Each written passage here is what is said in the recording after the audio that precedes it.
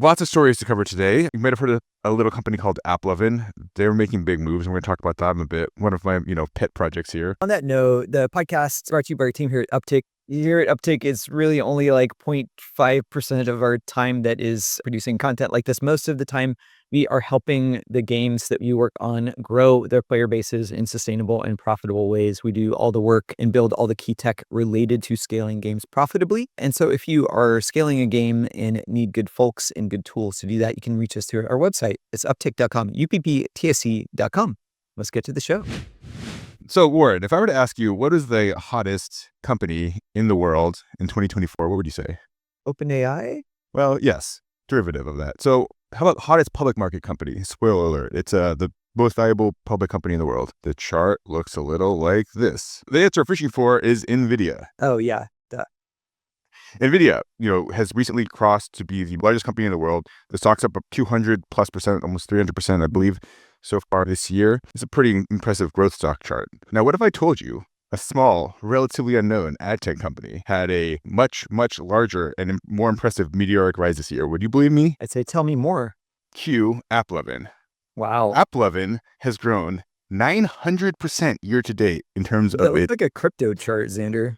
It looks like a crypto chart. It looks like it is one of the fastest growing publicly traded stocks in the world. It may have been the fastest growth this year. I was arguing with ChatGPT, and it seemed to think that there were a couple other smaller cap companies that were growing faster. But this company has gone from the low billions, it's like 15-ish billion, to 130 billion so far this year. And so that is a meteoric rise unlike we've seen almost anywhere in modern history. That's really interesting. And I haven't been watching their chart very closely, but I did notice just lots of finance YouTubers and influencers all of a sudden starting to talk about AppLovin, and hearing them try to describe and define what AppLovin is while clearly only finding out about it yesterday has been pretty amusing to watch.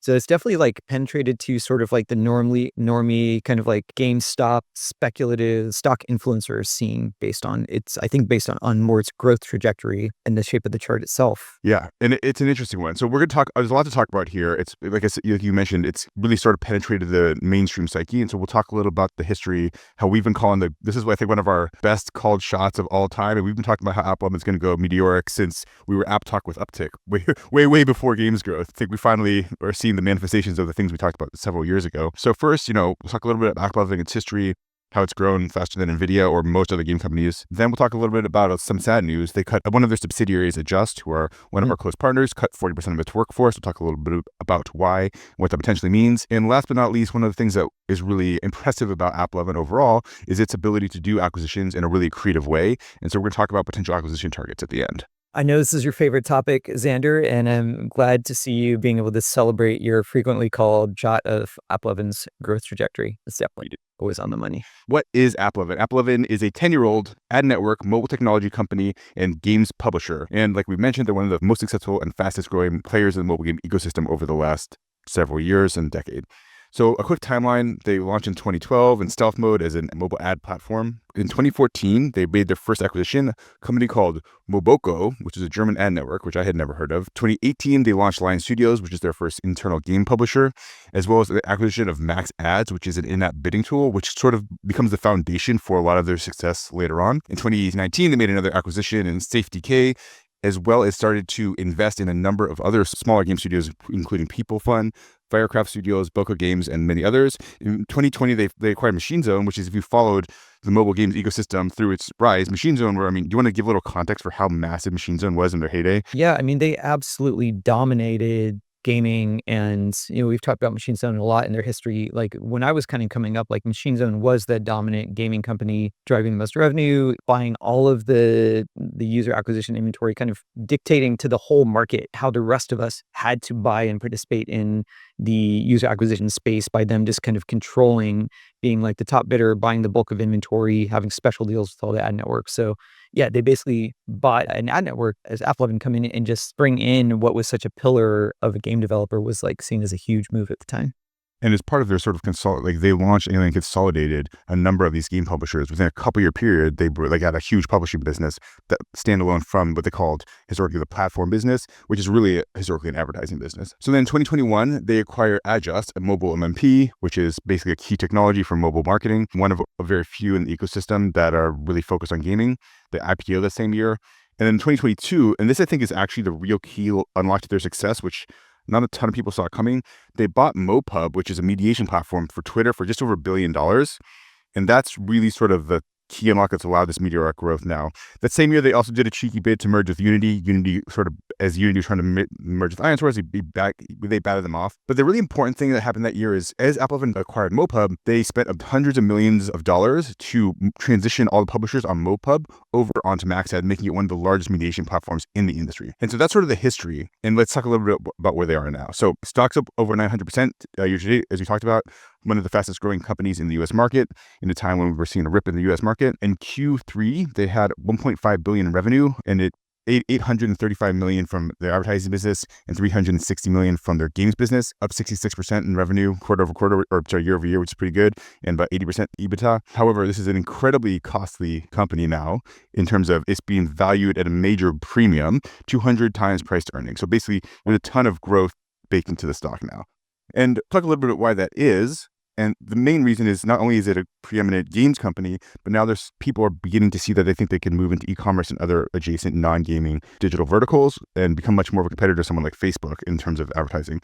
So that's sort of like the history. We'll talk a little bit about some of the other things that are interesting here. Warren, do you have any thoughts before we get into that? It's interesting, Xander, like I've been along for this whole ride with AppLovin, but I've never really kind of looked back at it historically as succinctly as you just put it. And it seems like such a carefully crafted plan in hindsight. Like one thing that, and I'm sure we'll get more into this, but so many acquisitions just kind of turn into dust after they happen. AppLovin has been better than most at actually having plans to fold these into these business to give additive value, to consolidate in meaningful ways. And I'm sure we'll get a bit more into that. With the exception of like Facebook, who's been incredibly successful with their acquisitions. I mean, Instagram being like obviously one of the most hailed successes in acquisitions of modern history. In terms of folks in the mobile ecosystem, these guys have been one of the most successful in their ability to not only do acquisitions, which you see a lot, but actually make them accretive in a way that's really, really differentiated. And that's like the really impressive part. Let's talk about for where they are now. So they've achieved their success through combining proprietary tech with an efficient track record of acquisitions,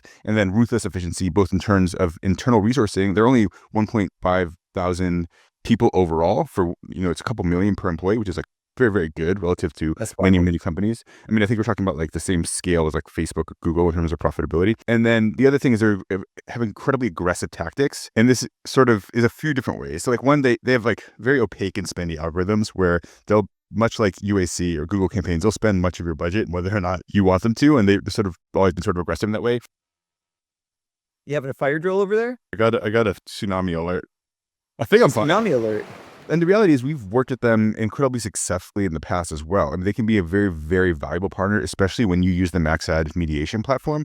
They have incredibly effective algorithms when the data is in their favor, and you can spend thousands and thousands of dollars per day, if not more, at the largest scale incredibly profitably. And that, I mean, they are an incredibly technology company first and foremost, and they've really been impressive in that regard. And I think that's sort of what the key things is like they have now, in addition to being sort of just ruthlessly efficient overall, they have a differentiation in scale and technology that is very, very difficult to compile a commensurate stack against. So they have a ton of proprietary data to train their algorithms. And it's like first party data. It's like a sort of small, they have the adjust data set, attribution data, which is, I'm not 100% sure. They say they're not using it. And so let's say that they're not. But the really key thing here is the MoPub mediation data. So why is the MoPub mediation data important? The bidding data is really a key unlock for the rapid growth that they've seen, because mediation platforms allow you to see advertiser bids across publishers, right? So you can basically they can see for every potential user, every ad placement, what everyone in the waterfall is bidding for that. So they can intuit the value of each user. And that's really the thing that's allowed them to, without actually personally identifiable data like a Facebook has, understand the value that each of these users has to the publishers, which allows you to do really, really accurate and granular targeting. You said a mouthful there, Xander, and we're introducing a lot of jargon. So I kind of want to like restate that last thing. So like, to put another way, in this, especially in the new privacy-centric era, companies like AppLovin that have on their side a bunch of valuable user data, in this case, when we say mediation, like that's the tech being used to serve ads within game,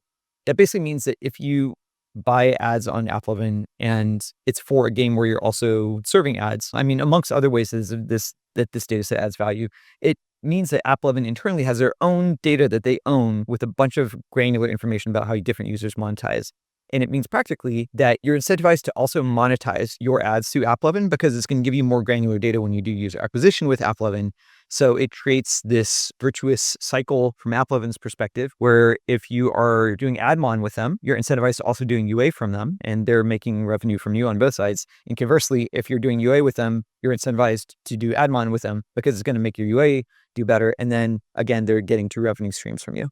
Yeah, and very smart from their side. it's very smart from that side. And then also just anyone bidding into their waterfall, even if you're not winning inventory, you're just basically, the whole publishing ecosystem that's bidding into their inventory is constantly telling them this user's valuable, this user's not valuable, in a sort of very large and programmatic way. And it's really, really clever. And it's how they've basically been able to circumvent ATT, Google's App Tracking Transparency Initiative, in order to consolidate power as a technology stack when most people are moving the other way, are getting less signal, they're getting more signal. And that's like what's really differentiated about that. So that's sort of the backstory and why they're doing so well. I think it's really interesting. And I mean, it's a company that we're definitely going to follow for months and years ahead. Part 2, layoffs. So Adjust is the MMP, the mobile measurement partner, which is a piece of the AppLovin technology platform. And as of November 25th, which is 2 weeks ago, they laid off 40% of the staff, around 120 people, non-technical and support functions, including their CEO. And I've spoken to a few folks there, actually quite a few folks there. We know them very well. Adjust is a close partner of us. And that they, first and foremost, our condolences go out to the team. Quite abrupt when this happened. Quite abrupt, especially as the parent company is growing so drastically. But the goal, as my understanding, is that they're trying to force a cultural reset around being a product-led org internally. And so they've laid off a bunch of functions that are non-technical, as well as many of their product functions. So basically like taking the product and making it an engineering-led organization. And they're basically trying to reshape Adjust in the image of AppLovin. And they actually brought in our friend and colleague, Andre, who was previously the head of Acquire.io, then Adjust, then worked at AppLovin, now he's back in charge of Adjust. And so this isn't crazy to understand. This is sort of the Elonification of the, I think, mobile technology market overall. It's not crazy to see. Warren, do you have thoughts about the layoffs? I mean, super sad to see. There was like literally people at Adjust that we were working with on some content that like were just gone overnight. So a lot of friends impacted, good people who are looking for good talent. Look to who was just laid off from Adjust. That messaging about being product-led, don't think that they're being misrepresentative there, but I think of AppLovin as a very sales-led business, and they are becoming something much more. And what I saw from this layoff, from my perspective, is like anything that wasn't like directly a dotted line to revenue, either through making the products operate or driving sales to the products. So a lot of the what would be viewed as like ancillary or support functions around like account management, marketing, things like that. That seemed to be where I saw the largest impacts of people that I know. So I think that's sort of the unspoken part of this too. The other thing about Adjust is they are one of the most affordable products on the market as far as MMP goes. It's interesting to think about why. Historically, they did this sort of sleight of hand where they called all revenue that wasn't game or app revenue platform revenue.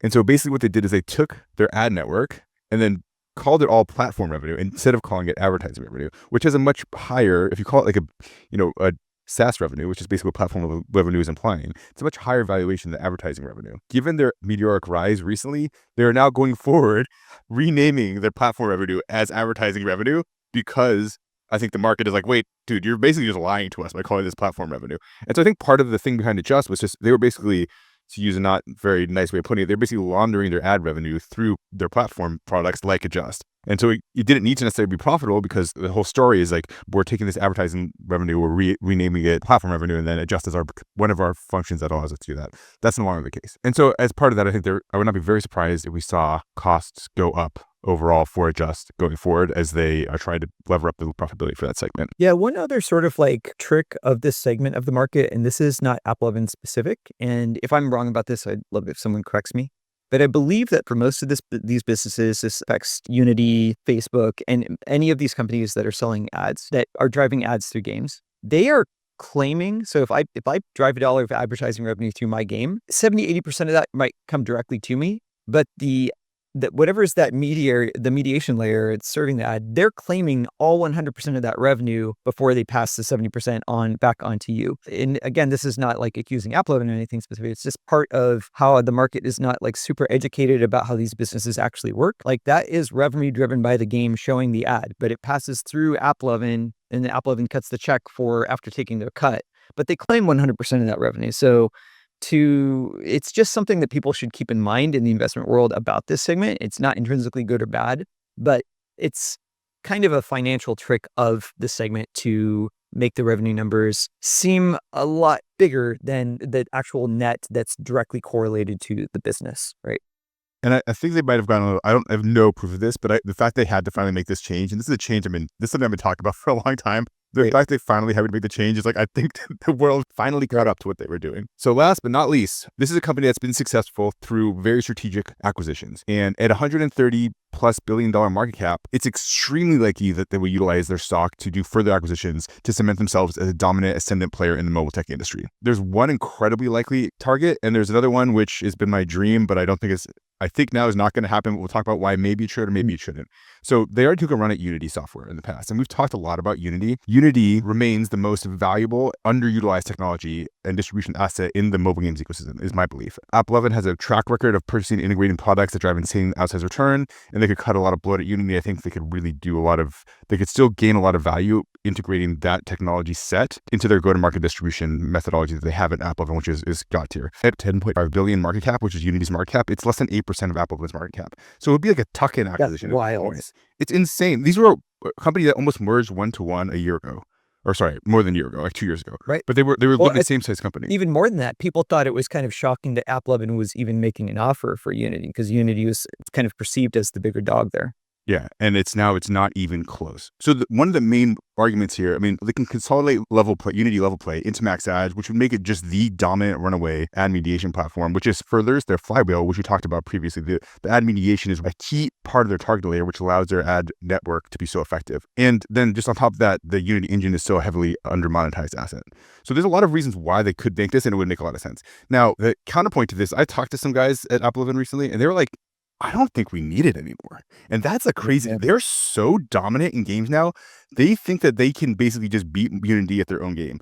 And they're looking more to expand to e-commerce and other digital verticals than into gaming. And they actually see Unity as potentially unnecessary, which that's a crazy flippening that's happened in the last 2 years. Now, I think that is a logical thing for them to be viewing from the ads business side. I think the thing, and I don't know what AppLovin has cooking, but to your point, like the development SDK of Unity and ways that could be integrated, that's, I think, where the additive value is. Because the truth is, like, if you're monetizing your game in some way, if you're doing your job right, in some way you're already plugging into Unity and you're already plugging into AppLovin. And so the incremental gains with as much market share as they have, yeah, I can see why they would have that view. I still think it makes sense from a business perspective to integrate Unity. Yeah. But the main reason I think that they might not go after it is because I think there's actually a better, very, very reasonable acquisition target that they should go after. And I think you're the one who flagged this to me initially, Warren, but that is Snap. I think it makes an incredible amount of sense for AppLovin to try and acquire Snap.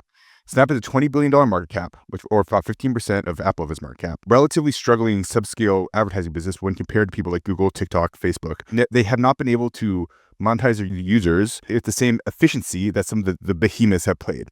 And specifically, their like sort of performance level targeting is not as good as most of the major players in the ecosystem. And that is where the AppLovin's capacity, their core technology is that component, right? Is the user level, really granular performance level, user level targeting. I think just from like a technology perspective, this is a set of tools that would be complementary to the Snap set of tools. A couple other interesting facts. They had 1.35 billion in revenue this quarter, or Q3. That's just about the same as AppLovin, but with 5,000 employees. So about like more than 3 times as many employees. And so there's an incredible amount of like headcount blow that you could potentially suck out of Snapchat. They also have a meaningful number of brand advertisers, which is something that AppLovin doesn't have historically. And this is the key thing, 800 million MAU, which is first-party inventory that someone like AppLovin could absolutely crush with. This is the most obvious and rational marriage that would be accretive to shareholders. And there's only one problem. Snap's CEO, Evan Siegel, has supervisory control over the company, and they cannot do anything that he doesn't want to do. No, it makes a lot of sense, especially when you lay it out, because the holy grail, if you are buying or selling user acquisition inventory is unique inventory. And that's sort of the problem and dirty secret of like ironSource, Unity, Bungle, which is now Liftoff, AppLovin, their traditional rewarded video inventory is like, if you actually look into the data of which apps are you buying from, a ton of it is the same apps. You'll see the same apps coming from all these. So it's like, it's not that intrinsically different, like what buying ironSource traffic versus Unity versus AppLovin is. They all say like their algorithm is the differentiator, but the actual inventory you're buying is very identical between these. Now, if you can plug in a Snapchat and say we have one of the world's largest social media platforms, unique ad units, and the only way you can get these users and access this inventory is through AppLovin, that is powerful. Take their insanely powerful sales team and their bidding tech, which has now gotten quite refined as well, plug that into Snap where neither of those functions are as strong, do it with less employees, do the capitalist thing that they've been doing of finding those efficiencies. I do think it makes a lot of sense. If this doesn't happen with Snap, I think something that rhymes with this is inevitable, or at least probably what they are trying to make happen on the iOS side. So that's AppLovin, one of the fastest growing companies in the United States, 900% year to date. I don't know if you should buy the stock now, but that's our story. As always, the pod was brought to you by our team here at Uptick. Here at Uptick, we do all things to help games grow. We develop the creative, we do the user acquisition work, we provide all of the analytics and data monitoring through our awesome Uptick platform. So if you are building a cool game and need help with that, reach out to us through our website. It's uptick.com, upptic.com. Talk soon.